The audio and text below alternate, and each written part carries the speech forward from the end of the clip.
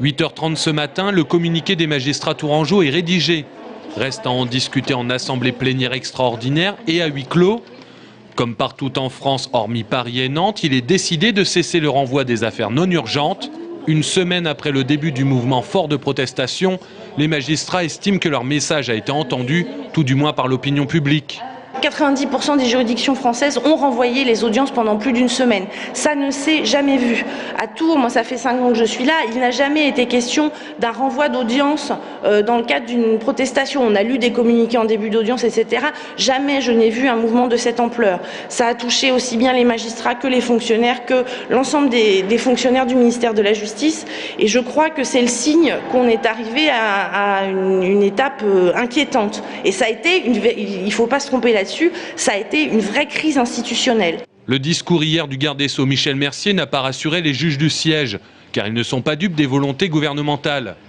Soutenu par les collègues, le juge Rémi Marchot a entamé l'audience par la lecture du communiqué qui vise à mots couverts le chef de l'État et Brice Hortefeux, son ministre de l'Intérieur.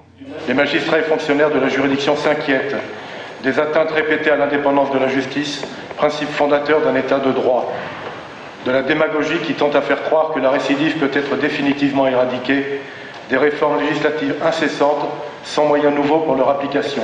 Les magistrats se tournent désormais vers les parlementaires, qu'ils invitent à venir constater dans les faits et les tribunaux des conséquences des lois qu'ils votent. Ce sont les parlementaires, par exemple, qui vont examiner prochainement le projet de loi de réforme de l'hospitalisation sous contrainte, qui risque d'apporter de nouvelles charges à l'institution judiciaire sans aucun moyen nouveau.